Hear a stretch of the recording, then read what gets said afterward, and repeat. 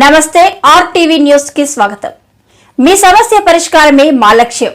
మీ సమస్యలను వాట్సాప్ చేయండి చాలు. 9492726238. మా వార్తలు మీకు నచ్చినట్లయితే లైక్ చేయండి, షేర్ చేయండి, సబ్స్క్రైబ్ చేయడం మాత్రం మర్చిపోకండి. ప్రచారానికి ఏ గ్రామానికి వెళ్లినా ప్రజలు బ్రహ్మరథం పడుతున్నారు. పాడేరు వైఎస్ఆర్సీపీ అభ్యర్థి మత్స్యరాస విశ్వేశ్వరరాజు. అల్లూరి సీతారామరాజు జిల్లా కొయ్యూరు మండలంలో శుక్రవారం రావణపల్లి, కొమ్మిక, బాలవరం, కంటారం, బకులూరు, ఆడాకుల పంచాయతీల్లో గడప గడపకు ప్రచార కార్యక్రమం నిర్వహించారు. ఈ కార్యక్రమంలో పాల్గొన్న పాడేరు వైఎస్ఆర్సీపీ అభ్యర్థి ఇంటింటికి తిరిగి ప్రభుత్వం చేపట్టిన సంక్షేమ పథకాల గురించి వివరించి అరకు పార్లమెంట్ అభ్యర్థిగా గుమ్మ తనుజారాణిని, పాడేరు ఎమ్మెల్యే అభ్యర్థిగా విశ్వేశ్వరరాజుకు 2 గుర్తులు ఫ్యాన్ గుర్తుపై వేసి అత్యధిక మెజారిటీతో గెలిపించాలని ఆయన కోరారు. ఈ కార్యక్రమంలో ఎంపీపీ బడుగు రమేష్, జడ్పీటీసీ వార నూకరాజు, చింతపల్లి ఏఎంసీ చైర్మన్ జయంతి రాజులమ్మ, అల్లూరు జిల్లా గ్రీవెన్స్ సెల్ అధ్యక్షులు గొడ్డేటి మహేష్, సరబన్నపాలెం సర్పంచ్ కిమిడి సత్యనారాయణ తదితరులు పాల్గొన్నారు.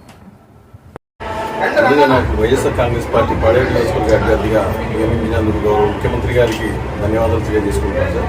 ఈరోజు పాడేరు నియోజకవర్గంలో నాకు అభ్యర్థిగా నియమించిన తర్వాత 109 పంచాయతీల పరిధిలో మేము ఏ పంచాయతీకి వెళ్ళినా సరే మారుమూల గ్రామంలో సైతం విశేషమైనటువంటి స్పందన లభిస్తుంది.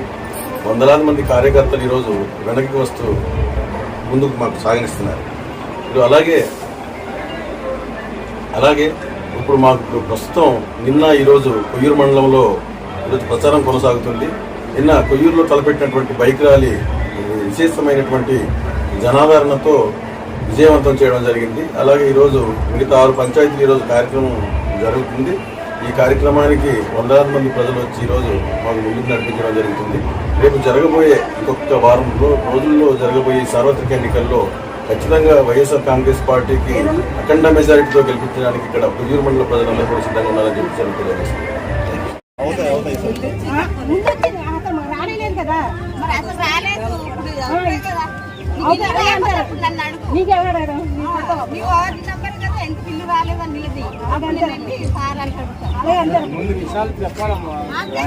చెప్పేవాడి చాలా ప్రభుత్వం వచ్చినప్పుడు చెప్తారన్నా కానీ ఏ ప్రభుత్వం పట్టించలేదు. అప్పుడు పాట పునాది అయిపోయింది కానీ మాకు అవ్వలేదండి. వచ్చిన వాళ్ళకి వస్తుందండి. లేదండి అసలు వచ్చిందన్నారు మొన్న ఎలక్షన్ ముందు. అంటే 2 దఫాలుగా ఈ 2 దఫాలు రెండో దఫా చెప్పింది కరెక్టే. 2 దఫాలు కాబట్టి పిఎం అనేది 2 రకాలు. మీకు ఇలాంటి పేపర్ పుస్తకం ఇచ్చారా? పుస్తకం ఇచ్చినట్టుకి ఏది కూడా 2వ దఫా మీకు ఇల్లు వచ్చినట్టే. కాకపోతే అది 2వ దఫాగా చేస్తారు, 2 దఫాలుగా చేస్తారు. ఒకేసారి బడ్జెట్ సరిపోవట్లేదు అని మనకు ఎవరైతే జగనన్న ఫోటో వచ్చి మీకు పుస్తకం వచ్చిందో ఇల్లు పట్టతో పాటు అది మీకు వచ్చినట్టే. కాకపోతే 2 దఫాలు అవుతుంది. ఫస్ట్ అయిన తర్వాత ఏ ఇల్లు కూడా కదమ్మా దీనికి లేదు. అంటే ఇల్లు కన్నా బిల్లు పడదు. అందుకనేసి ఎవరైతే పుస్తకాలు వచ్చారో వాళ్ళందరికీ 2వ దఫా. ఇందులో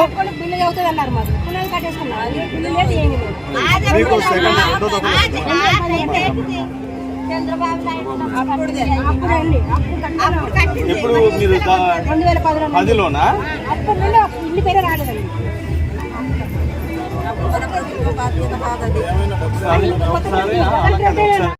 మీకు ఇల్లు కట్టినట్టు ఉంటాడు. ఒకసారి ఇల్లు వస్తే వచ్చినట్టే. 2010లో జరిగినటువంటి వచ్చినా కానీ మీకు 2వసారి పట్టా ఇచ్చారు అనేసి అంటే మీరు మీకు 2010లో రాలేదు.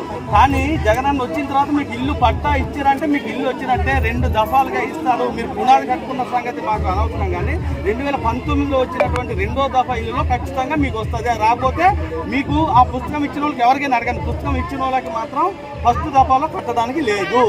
Very clear.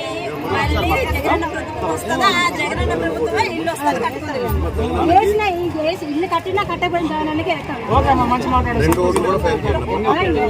నువ్వేమి చెప్పండి.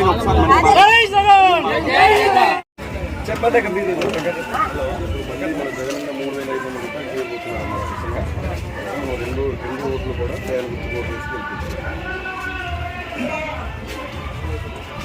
అందరు కూడా ఫ్యాన్ గుర్తు వేయాలా. మంచి చేసిన జగన్మోహన్ రెడ్డి గారు గెలవాలని అంటే మనం ఇక్కడ ఫ్యాన్ గుర్తు విశ్వేశ్వరరాజు గారికి అలాగే తనుజరాజు గారికి ఇద్దరికి 2 ఓట్లు కూడా ఫ్యాన్ గుర్తు మీద మనం వేయాలి అమ్మా.